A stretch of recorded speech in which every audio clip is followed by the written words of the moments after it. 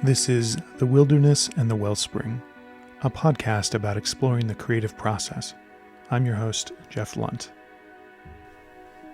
This is episode 19, my interview with Sean.O of Muscarian Softworks, and we talk about his game Mnemosyne, how he got into programming, his experience with game jams, all kinds of stuff. So stay tuned. Well, Sean, welcome to The Wilderness and the Wellspring. We had talked online, a year or two ago, under a different project entirely. So this is the first time anyone in this audience has probably heard from you. We both kind of do game dev on the side. And tell people a little bit about yourself and what you're working on.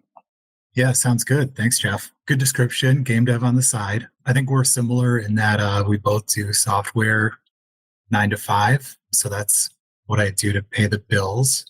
And have for a while. Let me see. What's my origin story?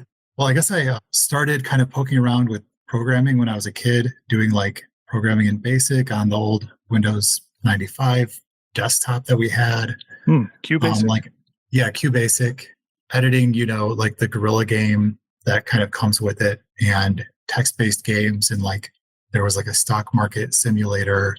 And kind of focusing on the text-based part of that because I never really got the hang of graphics programming, on QBasic, or even like to this day. Kind of kept up with taking classes in high school and even college, but decided to go the route of like English. So I was an English major, taught for a few years, and then actually had the opportunity to change careers into software through an apprenticeship, and kind of pivoted back to development and even back to game development. During the apprenticeship, our mentors kind of encouraged us while we're learning how to build web apps in JavaScript, HTML, CSS, Node, to find like an open source project as well to like contribute to, both to learn like GitHub and other open source skills, but also like to have kind of a passion project. There were a number of cool ones that I found, but I kind of had the idea to search up Node.js MUD engines and see if any existed. There were a few, and I remember at that time stumbling across one called Ranvier, that's Ranvier, which is like an elaborate pun that I won't maybe bother explaining at this moment. And it seemed like it was kind of abandoned, so like I forked it, was just throwing stuff into it for kind of a long while during and after this apprenticeship program, even after I like graduated it and got a grown-up dev job. And after a certain point, like I kept making this basic mistake of trying to work in a pull request fashion to make updates to my fork of this engine, but then making a pull request back to the original that added 100 files of just like game content that I had hard coded in. And the original creator of this engine was like, hey, I noticed you keep doing this. Would you be interested in like a 2.0 of this engine? Because I'm not happy with the way it is. And we talked back and forth a bit about what that would look like. The gist is, his name's also Sean, but different spelling. He did kind of like 70 to 80% of the work in redoing the engine over the course of a week or two. And then myself and a few others PR'd a few things here and there to build out 2.0 and make it really more flexible and more of like a legitimate game engine instead of like a proof of concept. Anyway, long story short, at some point 2.0 was also abandoned. I think he got really busy with his day job and other work. And myself and another guy named Brian forked it to make a TypeScript version and like a community version kind of it. And throughout the years, I've built a few variations on like a MUD type game using these different engines. I think you mentioned in one of the previous podcasts, the Mud Coders Guild, and that's where you and I kind of know each other and chat back and forth via Slack. But a few years running, they had a kind of a MUD game jam. So I made games for those using Ranvier. One was kind of the early version of a game that I'm still working on and have now kind of evolved beyond like just text-based.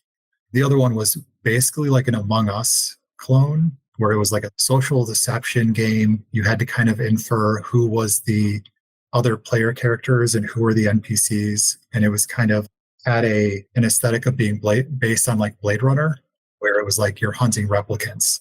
So those were really thrown together But bringing it forward in time a bit to today, I'm still working on this like evolution of this other jam game I did in this engine, which was originally just like a text-based kind of hack and slash mud.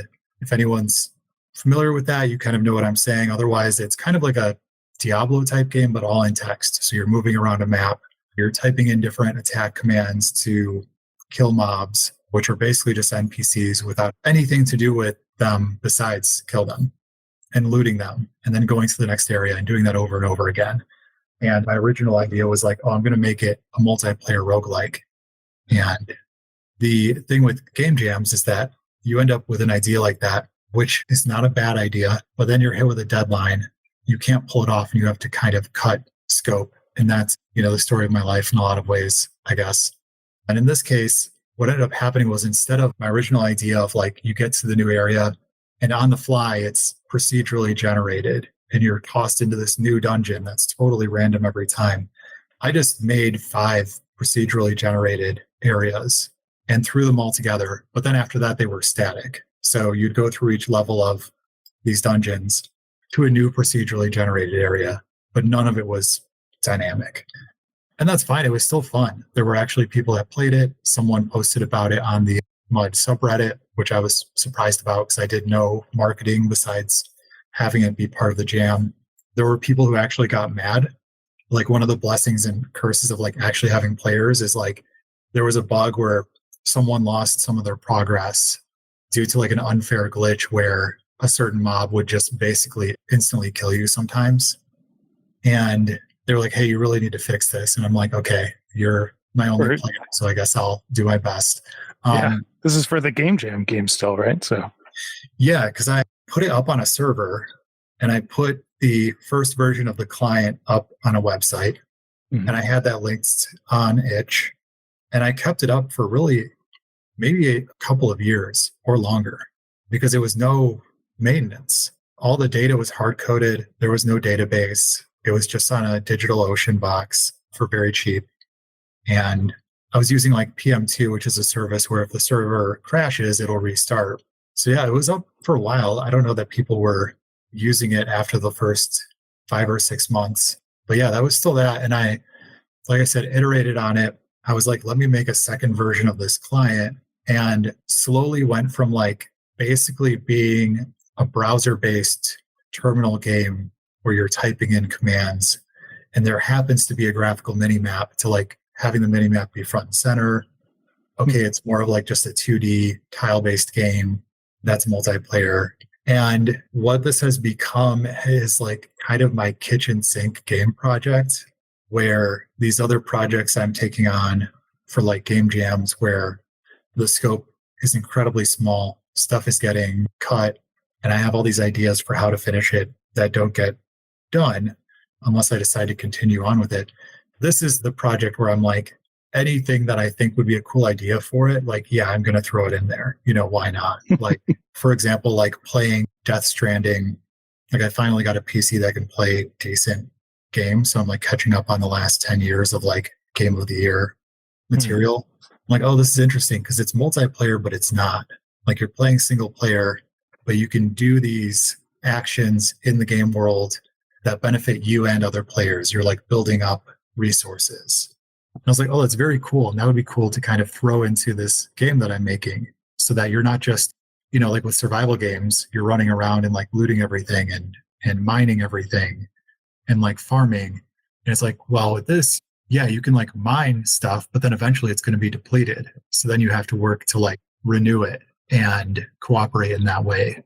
Are the resources that you're mining in this case? Well, let me go back a little bit. Yeah. When you had just the text version for the game jam, was it already multiplayer? Yeah, it was. Yeah, I used the Ranvier mod engine, which is like by default server-based, networked, had Telnet actually for the old school mudders. So you could just pop open your terminal app or your MUD client and log in. But it also had WebSockets. And for a while, I supported both. And when it became more graphical, I just dropped the Telnet. So yeah, it was multiplayer from the get-go, pretty much. And how rough was Ranvier at that time in terms of, like, I've never actually built a MUD in the way that mudders do. with Mhm. telnet support and all that stuff.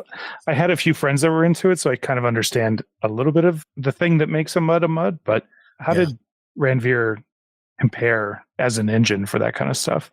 Yeah, that's a great question.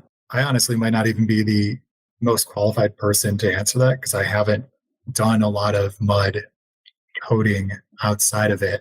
I think the first version of it was really rough in that I remember having to do a lot, and this might have been also my skill level as a developer at the time, but I did a lot of like hard coding of stuff, slapping nuts and bolts of systems on here and there ad hoc. It was very messy. And the one thing I can say about mud libs and like mud engines, the first version of Ranvier, the game logic and the engine logic were very intertwined. And a lot of the more sophisticated mud engines, whether it's like the old C and C++ ones that are still very active, relatively speaking, or the newer ones like the newer versions of Ranvier, or like Avenia, which is a Python still being developed pretty actively. The more sophisticated ones have a really good separation of the engine and the game logic. So there's the parts that handle the low level network connections from Telnet or WebSocket or anything else are extremely separated from the parts that determine like what spells you can cast as a mage. And I've benefited from that because, like I said, I'm not maybe the person to go into a deep dive on mud coding. I've never implemented Telnet anything. I'm in, these hobbyist chats, and there's often a lot of like discussion of like, well, how do I implement this protocol in Telnet to be able to send this from the server to a client and like show a mini map or show like a health bar. I don't know how to do any of that, to be honest. And I've avoided doing that for the sake of being able to build a game. And I'm thankful to be able to stand on the shoulders of giants, so to speak. Or it's very similar to like just grabbing vanilla Godot or Unity and maybe some plugins and writing a game on that versus writing your own 3D game engine from scratch using like C++ and some graphics library. I really appreciate people who can do that and who do that. I would like to know more about those nuts and bolts, but that is not what I do for fun in my free time.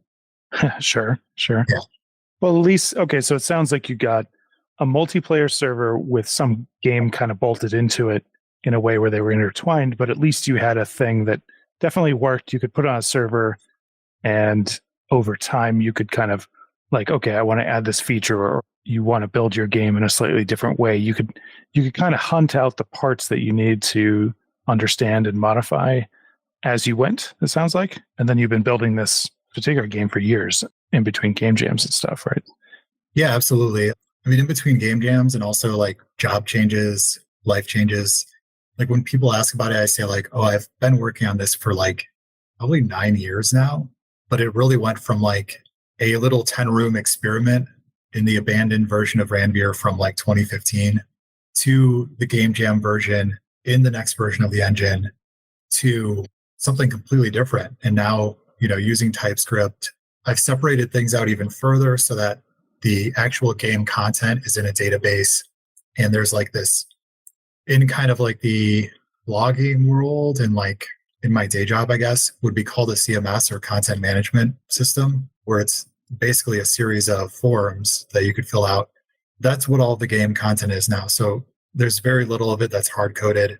It's, I can log in from any machine or even go on my phone and be like, if I have an idea for like an NPC I want to add, or I want to tweak some dialogue or a room description or an item description, I can just go in and do that without having to write code or deal with GitHub or anything and just fill that out. You can do your world building whenever it kind of occurs to you. Yeah, exactly. And it's completely separated from like the coding aspect of it, because I don't know about you, but I find that the part of my brain that's like the programmery technical part of it is different than the creative writing part. And so often I'll find myself working on like a feature or a system and having to put some content in, and I just put in filler stuff because I can't think of even like a good description, and it'll just be like, fill this out later, or just a single sentence blob. And then later I'll go back when I'm in a different mindset and fill it out with something that's a little more creative. But yeah, like you said, like you were maybe kind of implying, is I do kind of know my way around this now well enough to know, like, same with like knowing a language, whether it's a programming language or English or Spanish. I know my way around it well enough where if I have an idea for a feature, I generally know where to put it, where to start gluing things together, and what it's going to look like when it's done, and like the potential pitfalls. So it feels like a home base. And I'm just plodding along on it, sometimes having a hiatus of, weeks to months if there's a lot going on. But usually I try to do a little bit every day, at least 30 or 40 minutes, sometimes a few hours. And then every so often do something that's completely different as part of like a game jam, or even just doing tutorials to kind of expand my horizons a little, I guess. Do you feel like the game that your long-term game was influenced, any of its content or its structure, by the engine? Or is it more like, you started with a small game, so I don't know, it wasn't some big, long, multi-year kind of project. So that one probably more straightforward, I'm guessing. But do you feel like there's a lot of intertwining between Ranveer and your current game? Or because you've been working on it for quite a while, it's really like you've created that separation maybe between the game content and the engine now? Or I don't know. There's a question in there somewhere. No, I think there's a couple of questions at least. And I guess you mean intertwining in terms of like the code itself, or in terms of like the ideas and like features and the content? More the latter. Yeah. No, that's a great question. Definitely influenced by it because, and I don't know that I'm super qualified to get into like the anthropology and archaeology of like mud code bases, but Ranveer was decently influenced by like Deku mud. And if you or anyone in the audience is familiar with that at all, it was one of the earlier mud code bases, kind of oriented a little towards like D&D influences, and eventually was an influence for like EverQuest, which was itself then kind of an influence for like MMOs in general. So yeah, it leans pretty heavily towards you're walking through a series of interconnected rooms, like in Zork or in an adventure game, or you're on a tile-based map going north, south, east, west, up, down. It would be hard to do something other than that. So like a 3D game would be very difficult to do. A lot of stuff is built into it where it kind of assumes that you are building like an RPG of sorts. So there's like characters are a concept that's baked into the engine. And of course you could break out of that box, and like a character could be a unit in like a strategy game, like a tank. It doesn't have to be like a goblin or whatever. Rooms are a concept. Effects are a concept. So like, are you stunned? Are you bleeding?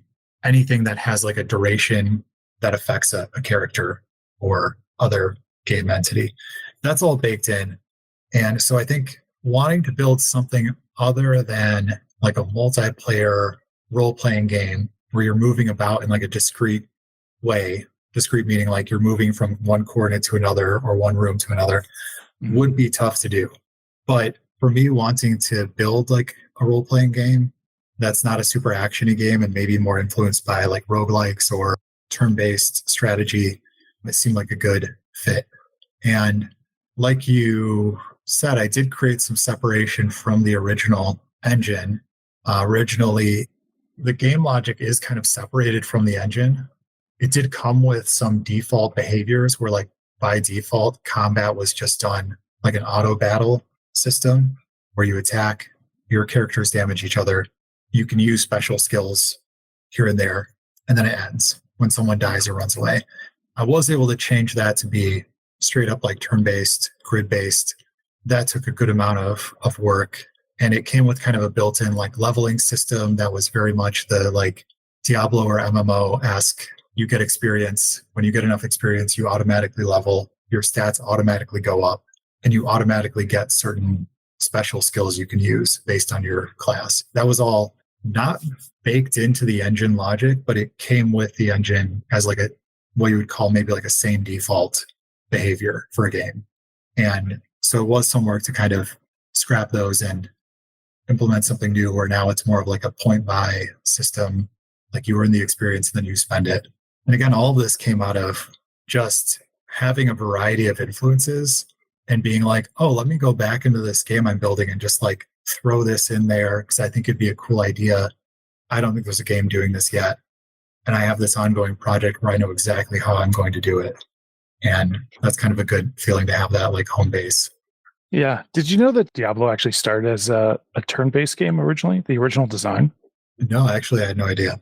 I forget where I heard that, probably on YouTube somewhere. But yeah, the original design was going to be like a turn-based, almost D&D more style game. But once they flipped it over to real time, and I guess the main developer was like really against it, but basically like agreed to try it. But then once they discovered the sort of looting mechanic and this feedback system where you're killing monsters all the time, it was pretty much a done deal. Everybody was in, including the person who was originally against the idea. Nice. Yeah, they kind of just experimented and realized like, oh, we're onto something. Yeah. Talking about the home base, like you mentioned, there was a game I was working on for a long time that you and I had talked about, Soul of Argus, that is kind of my one day, maybe I'll finish it. It started out as like the project I was working on when I joined Mud Coders. And I was all like, oh, I've got a demo and like, I'm going to launch this soon. And I had all this stuff. And it was like, I didn't even really have a full game loop. I thought I did. I had sort of like a technical demo thing. But anyway, that's the project I've probably worked on more and for a longer period of time than any other game project, even though I'm not currently working on it. But that home base idea you talk about, it always felt great to like sit down and kind of go back to that world and do either more world building or more features or anything. I even had like a whole soundtrack that I would play while I was working on it and stuff. It was just like a really fun world to kind of dive back into that I would work on at night for a few hours when I had the time. Sometimes like really late, like I'd stay up and work till 1 a.m. or something. And it was just like me in my basement in this dark world working on this dark game. I always thought was really fun. Yeah, I can relate to that 100%. You know, that's something I ask myself. And I think when I was like leading up to having this talk, I was listening to some other episodes of the podcast and mulling over things that were said. And yeah, there were definitely times in my life where I was like working on this and it was, you know, something I was really excited to kind of get home and do. Sometimes to an extent where I'm like, oh, is this like healthy? And I was like, oh, I'm like neglecting myself a little bit to do this. Maybe I should pull back. That said, probably better that I'm doing something creative and where I am learning quite a bit and like pushing my knowledge in ways that like my day job doesn't. And it's certainly better than like if I were, you know, and no offense if anyone does this, we've all been there. I've been there at least before, you know, I'm not like sitting and playing Diablo to bring that back up again until 3 a.m. I'm making something. It may have not fully seen the light of the world yet, but I do have to ask myself sometimes like, oh, is this a real passion project that I'm actually going to finish?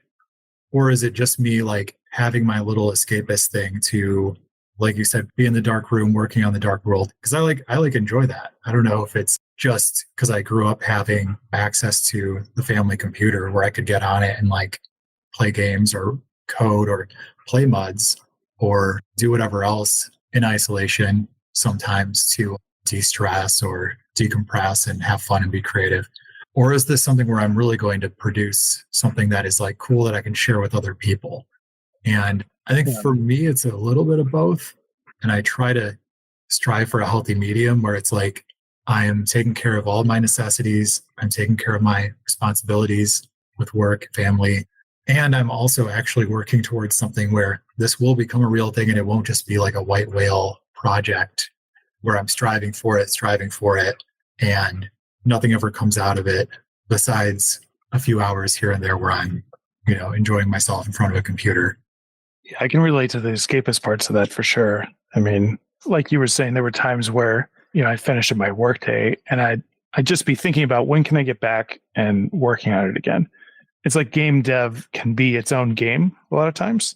And it serves, for me anyway, it serves that creative outlet and a lot of the same stress release that playing games used to, because it's a creative activity on its own, you know? And yeah, I really screwed up my sleep schedule there for a couple of years, staying up way too late for way too long. Oh yeah, same here. It's helped me out because there have been times where I have had to be a night owl, and I'm like, well, I'm already staying up until 3, so here we are. No, I get that. I think with the feedback loop, it is very similar. With especially like modern programming languages, programming environments, you can have a really quick loop of like typing in some code, adding some content, pressing a button, and it appears, or there's a bug and you have to fix that. And it keeps going and going and going. And then there's the larger feedback loop of like, let me set up this goal of implementing this system. Okay, now that the system is there, I can add content. And now that there's that, I can do this. And for me, and it sounds like for you and probably a number of people listening, that's like really motivating. And I guess what I'm trying to put in front of myself now, and in the past, game jams have served this purpose, is like a deadline of like, I've got to have something by this date. The great thing about game jams is it's someone else setting the deadline, and it generally doesn't move. And I think you mentioned before with Soul of Argus here. My albatross. Yeah, the first the first versions of it were more of a tech demo. I think the unfortunate thing about working on like a shorter term game jam game, I keep saying game jam game without explaining what that is, maybe if the audience is unclear, but usually it's a themed competition, using the word competition very loosely, to create a game within a certain time period. Usually for me, if that time period is less than a week, what I end up with is basically a tech demo, like at best. Like I'll have an idea and it just ends up being stripped down until it's like, well, there's a start menu. You can move around a character. There are maybe some other things going on. And technically there's a way to either win the game or lose, but it's really rough. And in a way it's good because it forces me to like finish something, usually while learning something new. And then finishing something is its own skill in a lot of ways. And what I'm having trouble with now is taking that mentality of like these short sprints that are forced upon me. I mean, I'm volunteering for them, but the deadline is non-negotiable. And I'm trying to now set my own deadline and be like, oh, I've got to get like a beta of this game together where it's like not a real thing. I need people playing it outside of like, I sent it to you. I sent it to a handful of friends. I sent it to some other game developers. And I think at this point, maybe 8 people have played the current version. But I'm like, I really need to and quickly get it to a place where I can try to get like 20 to 30 people to take a good look at it and give me some feedback. Because I feel like there's some risk, maybe this is a sunk cost fallacy, of like having worked on something for so long and being like, there's a lot that I've learned from this and a lot that I'm happy about. But is this even something that is going to have its own place in the world in any way? Or is it just going to be like, unfortunately, there are so many games that are coming out all the time, just tons. And a lot of them do make their mark and they're like, oh, this is like cool. Like I try to keep up on kind of the indie game ecosystem, but there have to be a ton that are part of that iceberg that never make it above water. And they're just shipped, they're put out there on Steam or itch, played by a handful of people and forgotten. And that might not be the worst thing in the world, but I would be kind of bummed out if that happened after I've been working on something that's supposed to be enjoyed by other people as well for a number of years, just because I was heading in a direction that didn't appeal to anybody. But there is like a middle ground between trying to please everybody and have a huge audience, which is just not what I'm trying to do. And I don't think it's a great goal to have for anybody creative. And I also don't want this to flop with maybe like it's an intended audience. If that makes sense. Yeah. I mean, if it wasn't successful or didn't find an audience, what would it mean? Do you think that you would internalize it as a flop, or would you kind of reflect on it and be like, hey, I had a lot of fun, and you released a bunch of game jam games and learned a bunch of stuff along the way? Yeah, I mean, that's a great question. And I think I would have answered this way differently, like, 4 or 5 years ago. I think I identified a lot more with like, oh, I'm a creative person. I'm making a game. This is my game. It's my baby. And like, if it doesn't succeed, I don't succeed. And like, I'm a failure. I think if I like put this out there and like, let's say I just, because I think success for me, like I'm not trying to make a living off of this either. I don't even know that I'm trying to monetize it. So success would honestly look like maybe there are people who are regularly playing it who are like, hey, this is cool. I like this. And whether that's like 10 people, 20 people, that doesn't necessarily matter as much. If that doesn't happen, and it is just kind of like a handful of people who know me, check it out, and they're like, yeah, this is nice. It's really cool that you were able to do that. And it is funny because I have friends that are not very technical who will check it out and they're like, man, this is amazing. I have no idea what's going on. I don't know how to play this. But like, I love that you put this together on your own. That's really cool. And that's great feedback in a lot of ways. It's cool that they're checking it out, but they're checking it out because they're my friends. And that would be to me like, so it's not a success in terms of being like an art object that people who are complete strangers appreciate for what it is. But I think at this point in my life, I would not take that personally or like as a personal failure. Part of me would be like, wow, I spent a lot of time on that. But, as you mentioned, I think I learned a lot from it that I wouldn't have from somewhere else. Honestly, I think especially earlier in my career, I was doing a lot of work at work that was kind of like moving buttons around with CSS, like tweaking responsive layouts, and not doing a lot of like in-depth business logic stuff, server-side stuff. And I learned that from working on this game. So like, it's been kind of a portfolio piece in that way. So in a sense, it's already not a failure. It's not something I would take personally. And I think it's probably healthy. And this is maybe something where I like bring it full circle for maybe something that's useful for the audience. It is probably healthy to not identify with your specific creative works. And I guess I've also learned that through working on music on the side. I have never had any quote unquote success with music. It's just something I enjoy making for fun. And you have to start from that. And like anything that comes to you beyond that is like icing on the cake. That's my take on it. It's a lot harder, I think, if you're trying to make a living from your creative projects. Beyond that, maybe just having a healthy sense of detachment is good. I think I still struggle with that a lot more than I realize. It was absolutely the case that I wanted to make games for a living when I first got into computers when I was younger.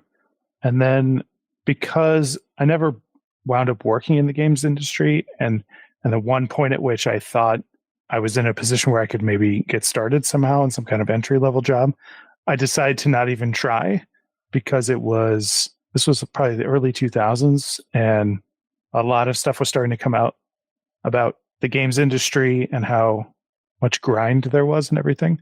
It sort of like poisoned the dream of what I thought it was before I knew that it was, I thought it was going to be this wonderful, creative, constant outlet. I didn't think of it as a job. But then I'd met a couple people that had worked and they're like, oh yeah, there's a lot of crunch. It's pretty hellish for months at a time. I wound up being both disappointed in myself for not pushing harder at that time, but also using all the things that I learned in order to try to make games that it turned into like an IT job and then a programming job eventually. So I kind of, like you were saying, like those early days, and we're talking like 10 or 15 years of just deep interest, but like unsatisfied interest. Definitely wasn't a failure in the sense that it turned into a career for me.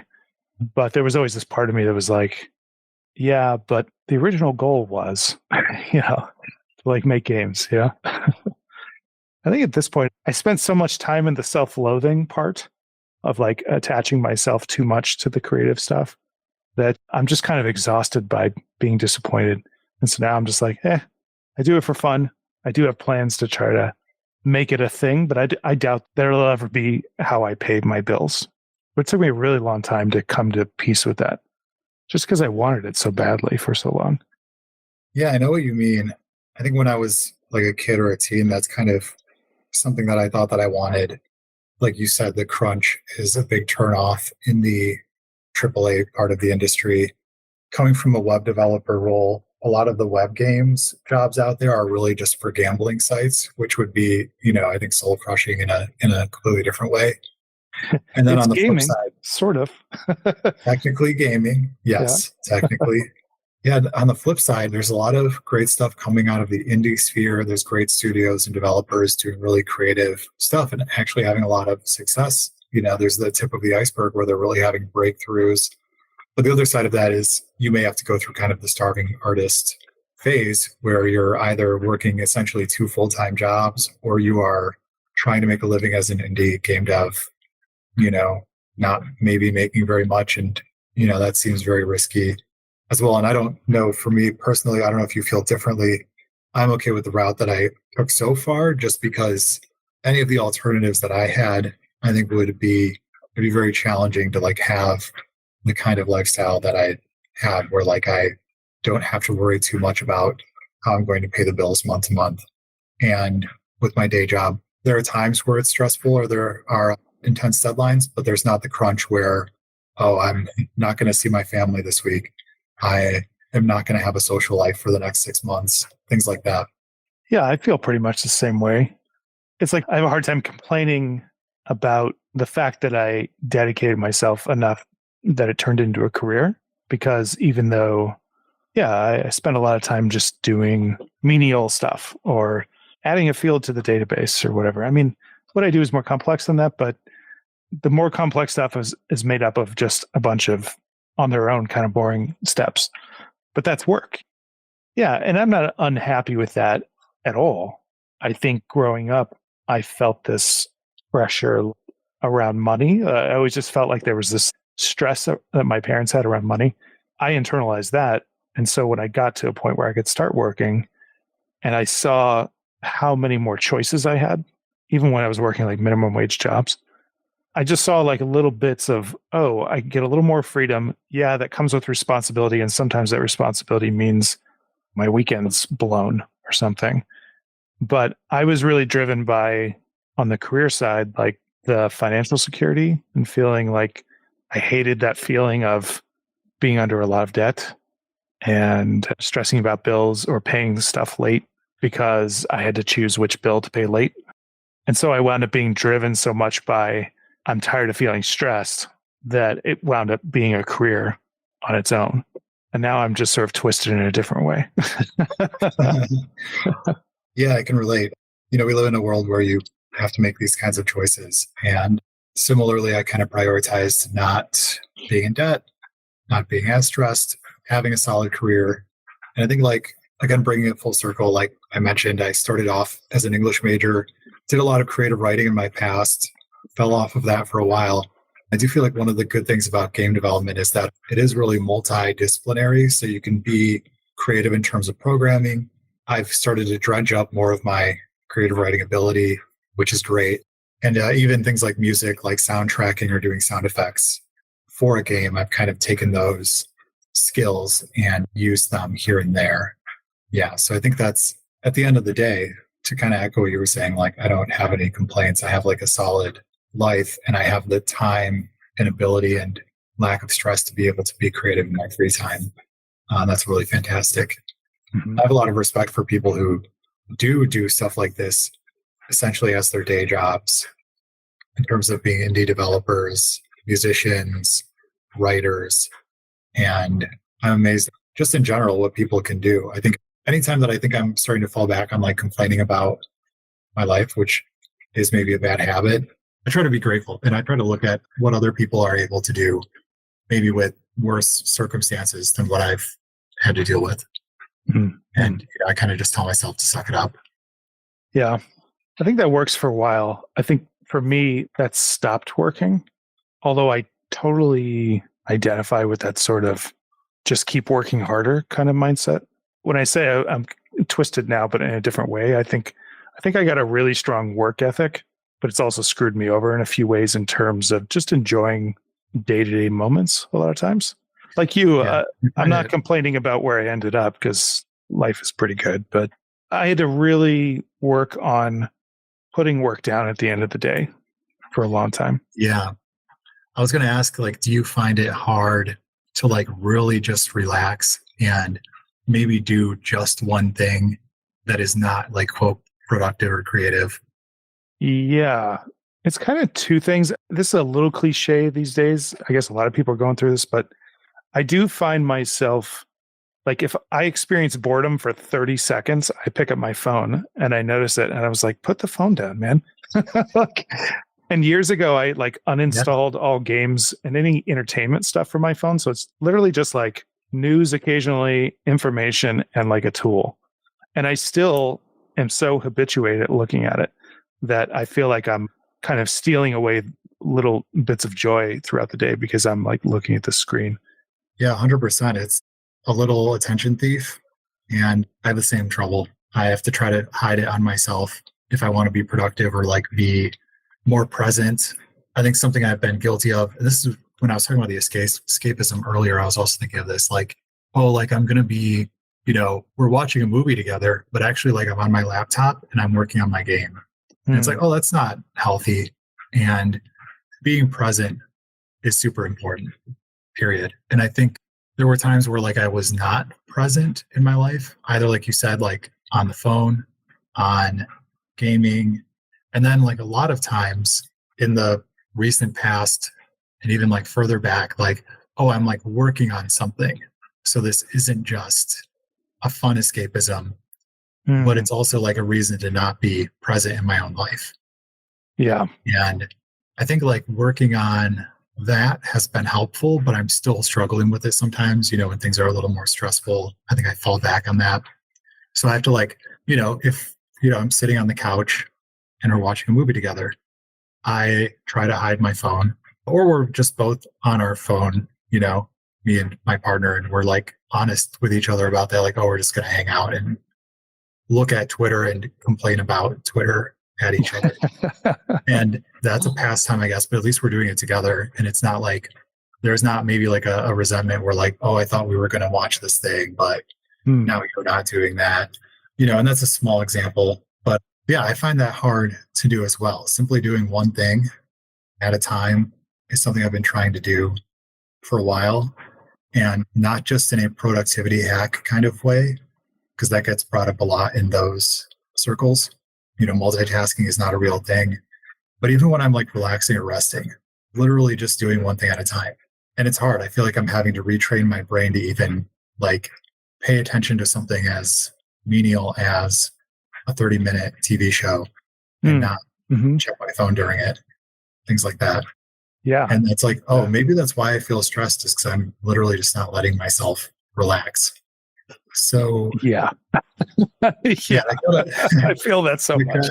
I got a little off of the beaten track of like creativity, but I guess to circle back to that, maybe I've gotten a little better at realizing where my limits are, and like, oh, I'm burning myself out by not having downtime where I'm just reading a book and I'm not trying to do 3 or 4 things at once and like trying to fit every single thing into my day that I want to do. And I have hobbies that don't involve technology, or things that I'm doing that don't involve technology and aren't quote unquote productive. And I feel like that's helped just in general in my life and also in creative pursuits. Because then when I do decide to focus on something, it's a little more actually focused.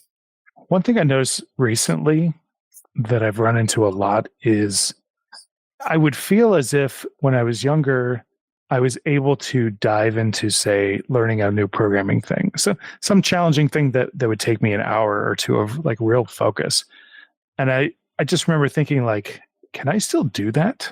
And it turns out I can, but I had to work on fixing the focus problem, realizing that I was switching from one sort of thought train to another constantly, even during the time I carved out to do creative work for myself, And part of it is different jobs I've worked have had different demands for me, like watching my email and watching the 3 different messaging apps that my company has, stuff like that.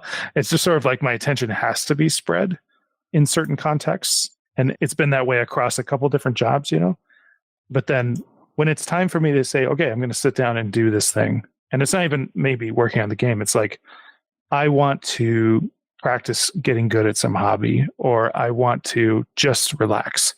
Switching to that kind of single-minded, this is the one activity.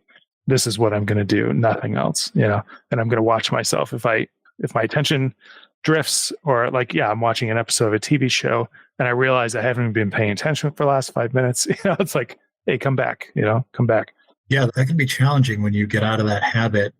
I found that same difficulty with my current job when I first started, having to wear multiple hats and everything feeling like it was urgent. And it was a skill to kind of, like you said, realized that I was letting myself be pulled in 5 different directions. And then on top of that, another skill to be like, well, what is the actual thing that I need to focus on right now? Like, what is my right now priority and what can wait? And I still don't have one cohesive like system for doing that. Like a lot of people will swear by this or that tool or Kanban or like, what's the other, Kettlebon or Dunkel's Zan or something. There are all kinds of organizational systems and programs like Obsidian, and I haven't found one single thing that works for me, but I know that I have like 5 different things that I do that if I keep up on them, I also get to keep my own sanity and not feel stressed out and not feel like I'm flopping on that specific day. And then if I do find that I'm really floundering, I get, and this doesn't necessarily apply to work because they expect me to usually do more than just one thing a day. But if it's on like a game project or music, if I start on it and I'm like getting distracted, I'm really floundering that day, then I just get like one thing checked off of a to-do list, and then I go and I do something else. And I usually, for me, it means doing something physical, like going and doing a chore or going for a walk and resetting. So I've done a really poor job of plugging anything that I'm working on, but I want to like kick it back to you because you mentioned a few things. First, like having some frustration with finishing creative projects and also not wanting to do things to necessarily do that for a living, but just a creative outlet. But if you do want to talk about it, I understand that you're like, you've got a current project that is kind of crossing that line of like maybe from like a beta stage to a quote unquote full release, which is really great. So if you want to talk more about like getting over that hump with your project, that would be great.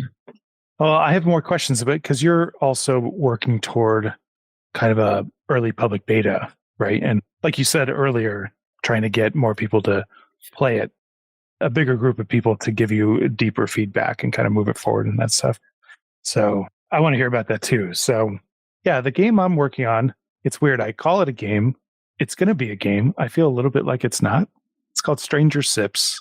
The name comes from the original setting I had, which is, okay, it'll take place in like an all-night coffee bar, and you'll just meet people. And the idea is I wanted to combine sort of a dynamic emergent world that kind of unfolds in front of you without you necessarily knowing where it's going to go, with a little bit of the kind of persistent scripted world stuff that I had done up to that point.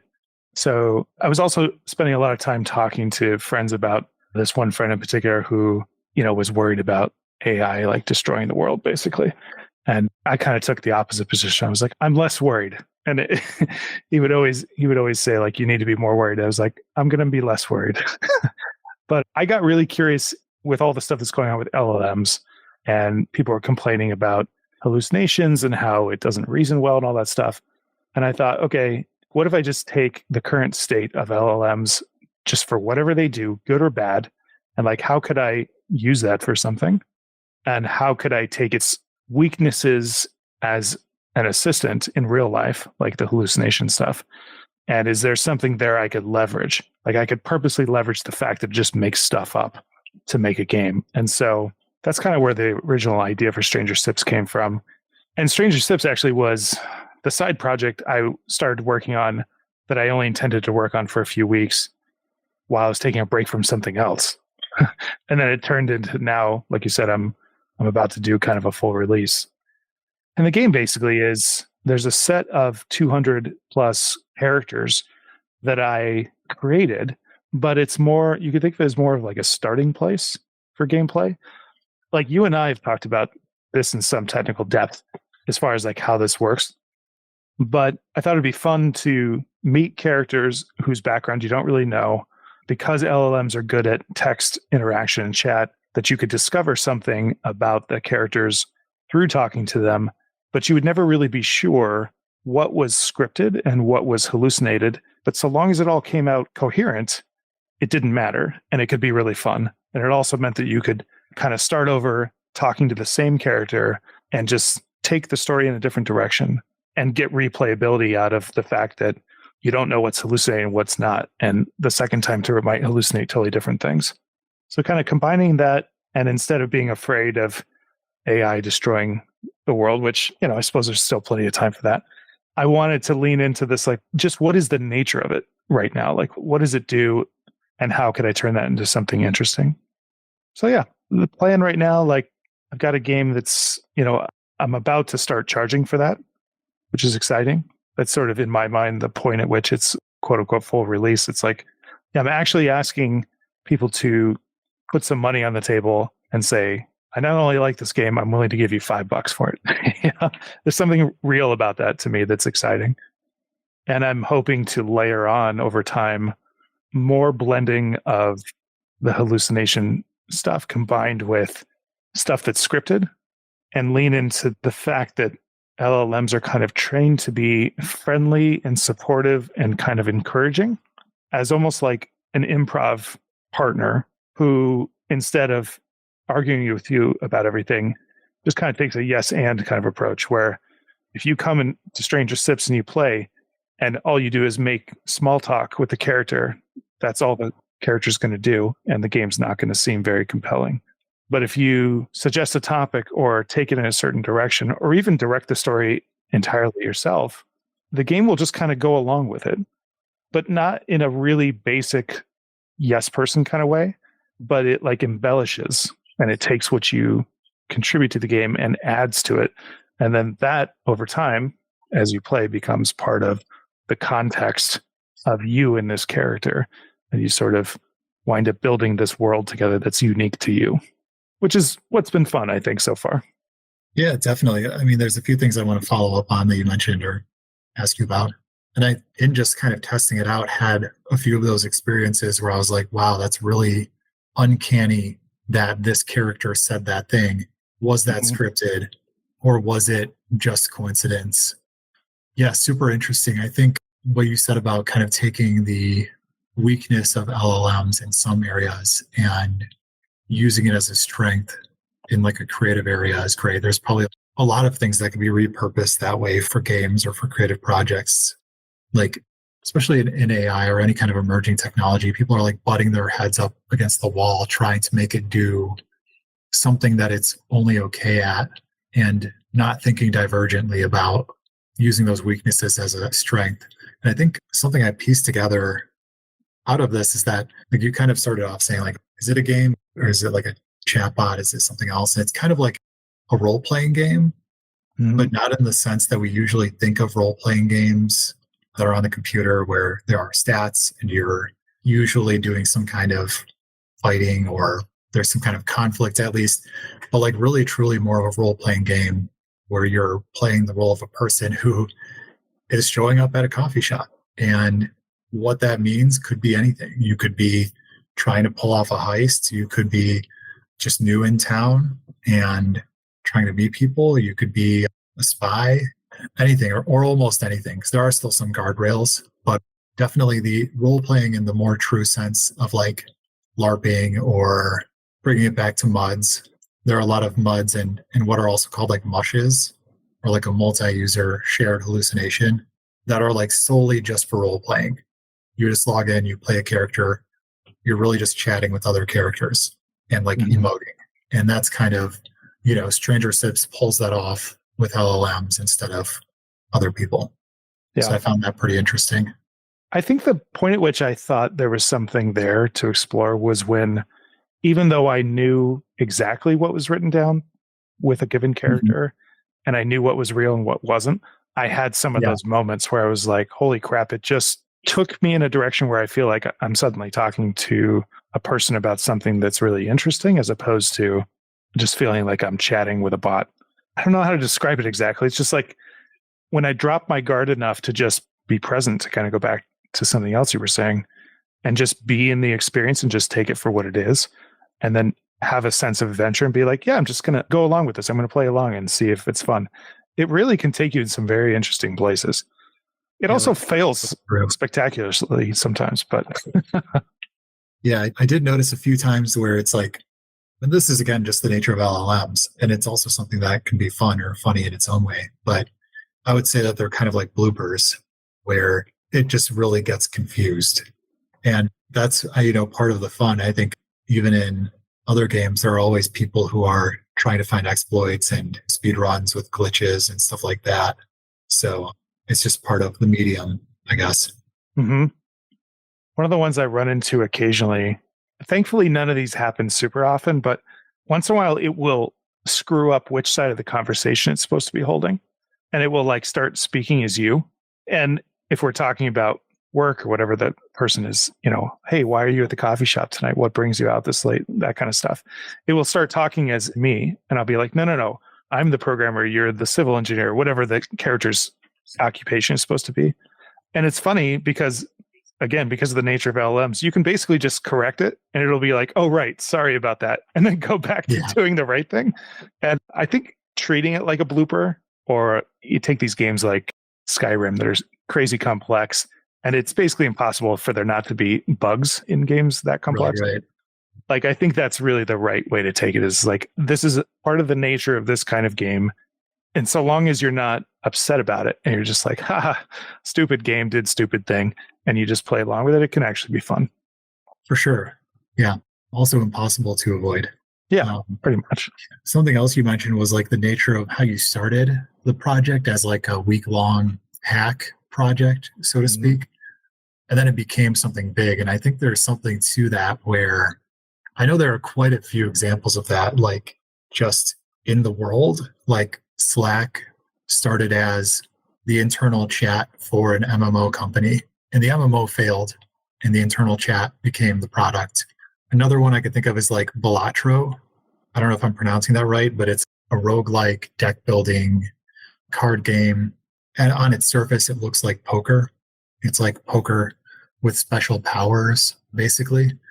Started as like the developer's learning game. Like, I'm going to learn Unity and make a poker clone, and became this huge sensation.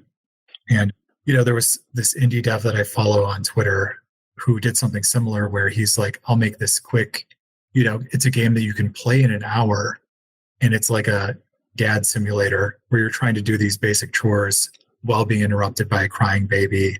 And I think this person had released a few games prior to that, and it became his most played game. And it was just like, to him, kind of this throwaway joke game. But I guess people identified with it and appreciated it.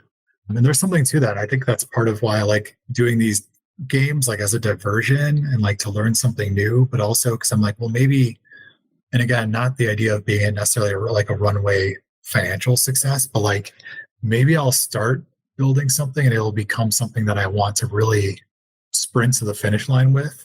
That hasn't happened yet, but there are some that I've made that I do want to go back to and quote unquote finish. But I guess what I'm getting at is like, that's a good reason to, if you have those impulses to do a week or two hack project, you have a new idea, you have some new technology you want to bang on, like go for it and shelf your albatross for a while, so to speak, and give the new thing a chance. I think for me too, I wanted Soul of Argus that was the main thing for several years in a row. And I, at several points, told myself not to get distracted, and I wouldn't let myself have any come up for air moments. That as much as I still think about it to this day all the time, and I'm looking forward to getting back to it, you're right. Like I unintentionally created kind of a tunnel vision where I couldn't finish the game, partly because I wouldn't let myself do anything else. And who knows, I may never finish it, but I think after several of those breaks was when I finally got to the point where I was like, okay, I see the path from getting this to a tech demo to some nice tight game loops that are fun. And then I started working on that, and then immediately worked on something else because I needed a break, which was another game you've tried, the DVMO, the space mining simulator thing, which is an actual complete game. It only has one level, but I was kind of proud of myself for finishing that full thing. That was cool. Yeah, for sure. No, and definitely like a fun kind of semi-idle game in its own right. So to kind of come back to what we were talking about, though, so you're trying to get to, or at least you posted on Twitter recently about like trying to get to this goal of more of a focused playable demo for your game. Right. So context. I've mentioned a bit about the origins of this game, and how long I've been working on it, etc. So currently I'm calling it Mnemosyne, which is named after the Greek goddess of memory. It was originally called Myelin, which is a play off of Ranveer, which is a play off of Node, because this guy named Ranveer discovered something in our brains called the node. They're now called the nodes of Ranveer because they're named after him. Anyway, myelin is obviously also the myelin sheath in your brain. So it's gone through these many iterations. And I have play tested some of the previous versions with people in some ways, but this current one hasn't really seen the light of day. And I think you mentioned having this same trouble with Soul of Argus, where you were like, what is the main gameplay loop? That's what I'm trying to nail down. And the reason why I decided to call it Mnemosyne is because there's this overarching theme of recovering the memories of the game world. And it's kind of a post-apocalyptic fantasy game, kind of taking some inspiration from, I don't know if you're familiar with the tabletop game Numenera or Caves of Cud, which is a roguelike that's actually hitting 1.0 in December.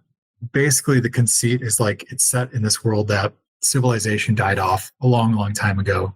And then a new civilization rose in its scraps. And people are trying to kind of fend for themselves and survive. And so I have this setting. I have this general vague idea of the game world, the history. What I didn't have until more recently was like, well, what does the game world look like now? Is there a narrative currently? Because I don't want to tell the narrative of like these civilizations that fell. I want that to be background that the player gets hints of and scraps of, but there's not like this big exposition dump, right? Although unfortunately I'm doing that, right now. But like what are they actually doing in this world beyond just interacting with these systems that I put together to prove to myself that I could? So I had all these varying small game loops, again, maybe analogous to like game development. I had these small game loops that can be rewarding. Like, yes, you can run around and do the hack and slash thing and like loot creatures and level up and get more powerful skills. You can harvest things and craft things. That's a nice little game loop. You can explore and find new areas. You can find hidden areas. You can find shortcuts back to other areas. I always love exploring in games, but, with a few exceptions, none of those are enough to feel like a complete game of their own. And, like I said, with a few exceptions, because sometimes you can zoom in really close on a mechanic and like make an entire game out of like a lock-picking mini game or like something else that in a bigger scale RPG would just be a singular part of it.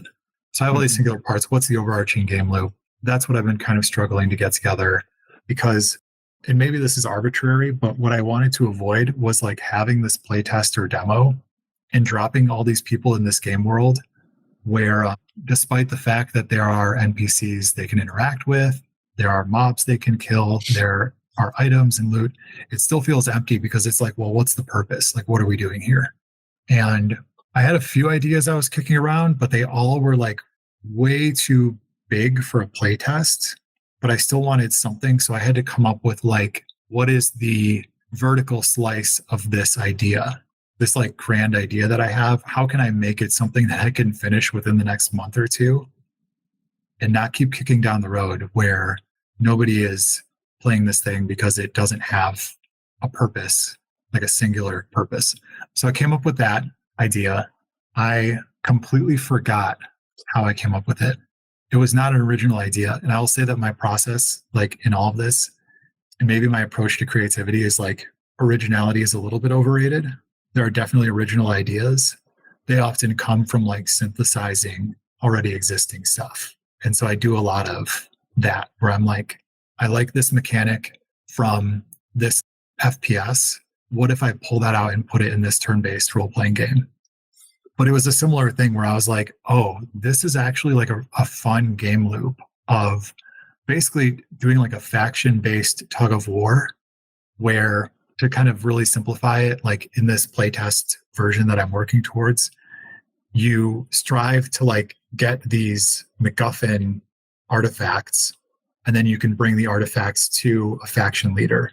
That not only boosts your reputation with that faction, like an NPC faction in the game, but there's also like a leaderboard related to it.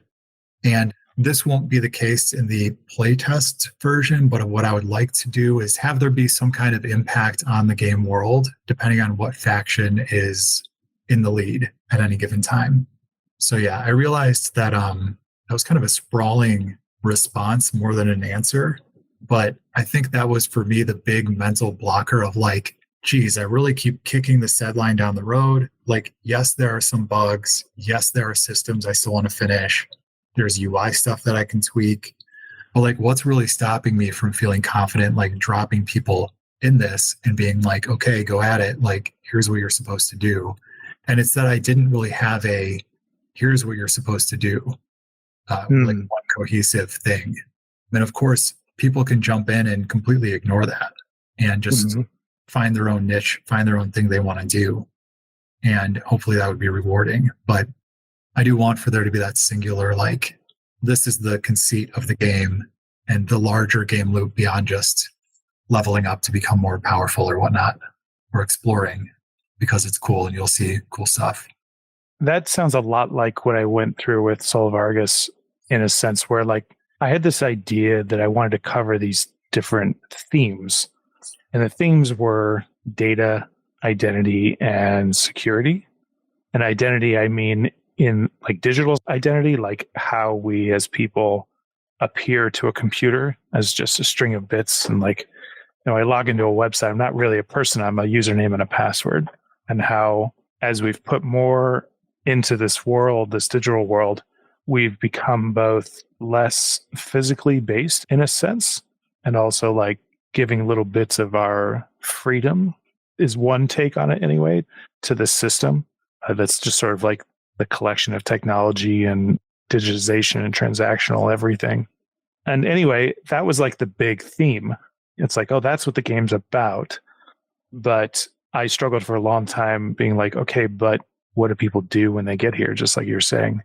I had a tech demo that was kind of like this command line interface for hacking, basically, where, well, it was both for attack and defend. It was like, it was a simulated computing environment where you could do a lot of the things you could do with normal computers.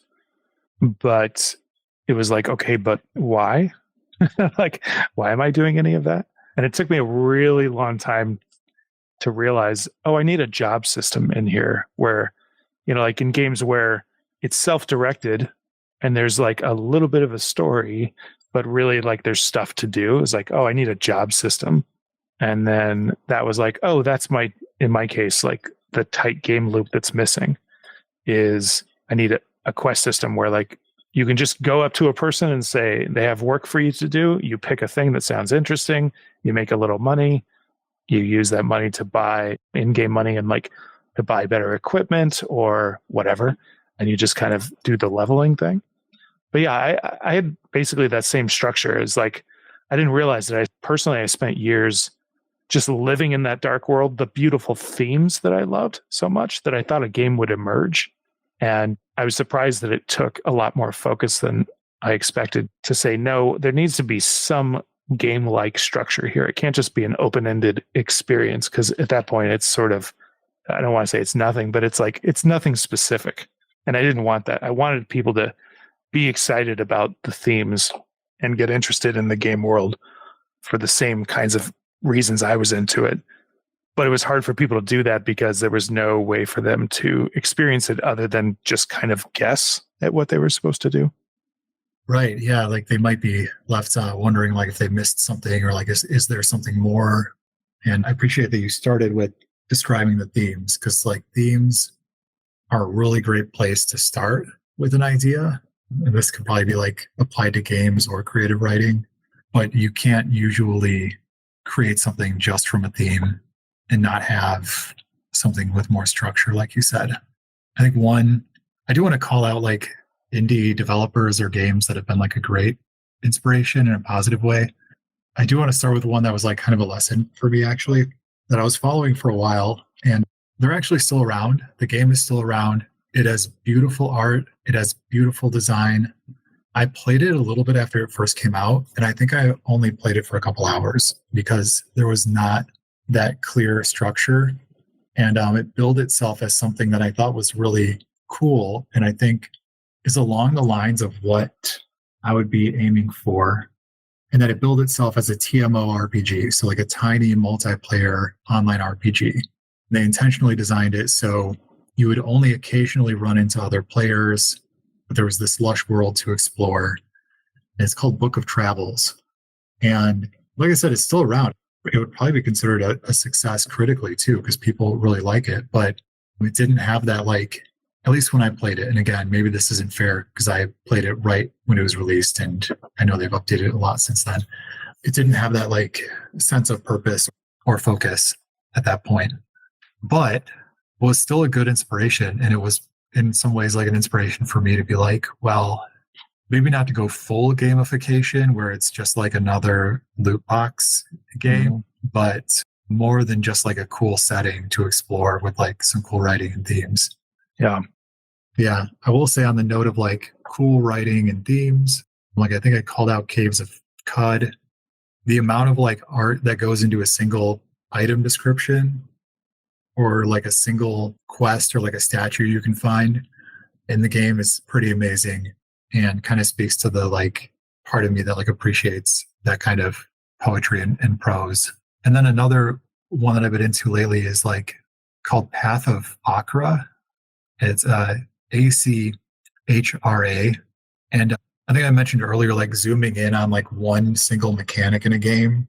It really zooms in on the idea of like building a character and literally just leveling up. Pretty much the main choices you make in the game are how you level up your character. It's not quite an idle game, but depending on how you build your character, you might be like, it looks like a roguelike, but it's not. So you might be moving your character around here and there a little bit, or you might literally just be standing still, depending on how you build it. But the focus is on like picking certain skills and classes. But I wanted to mention it just because like the way that they hint at the world building, and there's little bits of like poetry between each level and related to each class and like deity and enemy is really evocative. And so shout out to them. But I also remembered, because I don't know if you can tell, my brain is kind of fried after a full day of work and other obligations. Dread Delusion is another game that came out that was kind of like billed as a spiritual successor to Morrowind. And it has some of that, but it's a lot more streamlined. And they have a mechanic that's actually where I was like, oh, maybe this is going to be the demo / playtest version of the end game for my game. And I plan on expanding to it, but they kind of streamlined a lot of the stuff that was cool about Morrowind. One of those things being like the different factions that you can do quests for, and you can make them upset at you or not. And that game has like another system where, kind of like mine, you can find these rare items and give them to a faction. And I'm going to be honest, I'm like halfway through the game. I actually don't know what giving the items to the factions does, if it just makes them like you more, or if there's more to it than that. And I haven't Googled it yet because I don't want to spoil that. But just the act of doing that and being like, oh, this is something I can do, made it click for me like, oh, like I can, steal this, so to speak. Yeah. So I don't know, to boil things down, I guess steal freely and hide your phone on yourself. That's the takeaways. That's the summary of all the things. Yeah. Yeah. That would be the LLM summary of our conversation. Yeah.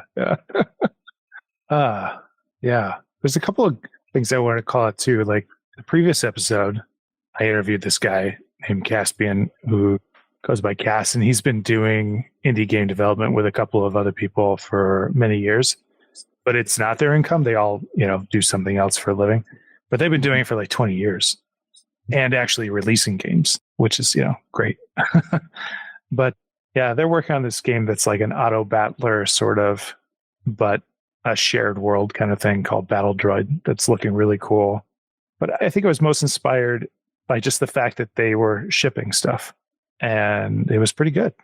And I was always impressed.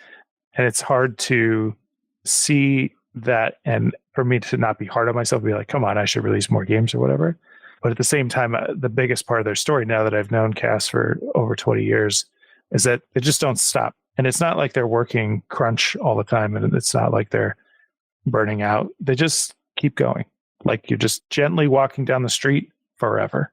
And you get to go to some interesting places along the way. That was cool. And then the other one that comes to mind is I spent a couple of years playing Elite Dangerous with friends on the side. And I'd never played the original Elite game. It's like a space game. But Elite Dangerous was it was like a space combat mining simulator thing that was basically like Star Citizen, except Elite Dangerous was way smaller scope and they were actually shipping regularly. And at the same time, and as far as I know, Star Citizen is still getting worked on. I mean, I think I bought a membership years ago and really haven't played it, but Elite Dangerous would always say like, Elite Dangerous is what Star Citizen says it's going to be someday.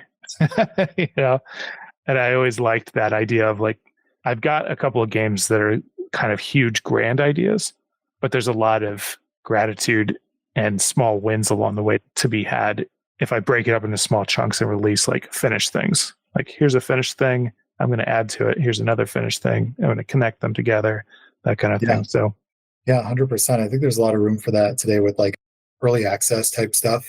The danger, of course, is like there's early access games that I bought in early access, played through all the EA content 5 years ago, and there's not been a major content update since. So it's like, ooh, maybe it'll never happen.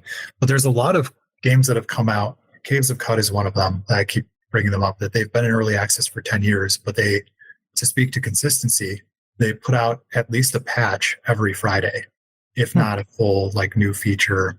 They're doing new content updates maybe once or twice a year and UI updates, and they are actually finally hitting 1.0. So that's been like a very good example of how early access, you can release a game that's a smaller scope and then make it into the grandiose idea.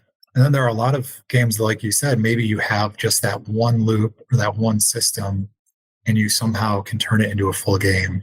And another one that caught my eye recently was like Arctic Eggs. And at its root, it's like a narrative cooking simulator. And it's can't say I've ever played one of those before. Yeah, it's fun and frustrating in that like it's not a cooking sim like Overcooked or like a pixel game like Stardew Valley where you're just kind of like combining ingredients and then pressing a button and it makes a meal. You're like flipping things in a pan and it has like a physics system. Like it's basically a physics puzzle game. You're trying to like not throw stuff off the pan and destroy the meal. And then they throw curveballs at you as the game progresses. So it's really just this one system of this like physics game that they wrap a narrative around. And the narrative is like very atmospheric and like weird and engrossing in its own way. And then they just throw more curveballs at you within that one game loop. Like you're having to then cook like a roach and you have to cook it before the roach scurries off the pan. And I'm like sitting there playing. I'm like, this is like a very tightly scoped game, but it still feels like a full game, even though you're doing variations on one thing over and over again. Where maybe like the game jam version of that is you're just cooking an egg in a pan. But they took that prototype, made it into a full game without blowing up the scope to something that it doesn't have to be. So yeah, I thought that was a really cool idea. And it made me kind of revisit some of those game jam games that really were just tech demos to be like, well, where is there maybe that kind of game in this? And so my hope is I can hit this current finish line with Mnemosyne. And I've been trying to keep up on Godot a little bit because I used Godot for a few of these projects, and then revisit some of those game jam games and see if I can resurrect them a little bit. Well, when you do hit that deadline and when you launch it, definitely let me know. I'll help spread the word because that's really exciting to be working on something that long and to see kind of the light at the end of the tunnel. Yeah, will do. I'm hoping it's going to be, I may do kind of like a closed beta for a week or two in late November, early December, if I'm being idealistic. And then after that, maybe open it up further to a more public beta, assuming nothing, burns down in the process. That's my goal. And yeah, thanks for offering to spread the word. Yeah, of course. Yeah, now that it's out there and actually published in the form of this podcast, I have to do it. I probably won't publish this episode for at least 2 months, so you might actually beat me. Okay. Gotcha. We'll see how on top of it I get. Yeah, no worries. No worries. Cool. Yeah, thanks for joining me, Sean, and thanks for being such a good sounding board for, I don't even know how long I've been on Mudcutters now, a couple of years, maybe longer. But I always enjoyed our chats. And it's great. Probably at least a few years. And same to you. Definitely get a lot out of our conversations, to say the least. And, like I said, it's inspirational to see that you've finished a few of your projects and you're kind of always coming up with new stuff. And that's pretty cool too. It's been fun. We'll see how this one goes. I'll have a lot more to say in a couple of months, I guess. I'm really close to, I think, in fact, this morning or yesterday, or last night rather, I finished, I think, what's the last bug in the last feature. And so now I'm just like testing it before I turn it on. And maybe as early as this week, which is the first week of November, people will actually be able to pay for the game if they want, which will be cool. We'll see if people are interested or not. Fingers crossed. Yeah. Well, if it's not an instant runaway $1 million success, I suppose I'll just have to keep iterating on it, Yeah, that's the key. For me, that is the idea of success, is like, do I like how this is going well enough to keep at it? If totally. So, then I feel like it's a win. Yeah. And for this one, I've got a little bud of a flower basically, and I'm just going to keep feeding it. I don't have any particular expectations that it will break even or whatever financially. It would be great. I think maybe there's a path there, but like my goal is really just to keep nurturing it and to enjoy sharing it with people. I think that's the thing I'm most excited about. So, yeah, I think people will get a kick out of it. I have at least a few friends that I've sent it to that are into what I would call like tormenting chatbots. That is fun. People should do that. I encourage it. For sure. Yeah, they enjoy pushing that kind of stuff to its limits and having fun with it. So I think they'll get a kick out of it. Yeah, I'm also really looking forward to implementing a feature you suggested a couple months back now, which is letting people not only share the chat, but like in real time, so that like one person's driving and chatting and multiple people can be like watching and following along. I think that'd be fun. It'll just help spread the word. I don't consider this game very precious or anything. So whatever crazy stuff you want to do or try, or you want to torment the bot or whatever, like it's fair game as far as I'm concerned. So long as people are having fun with it, that's really what matters to me.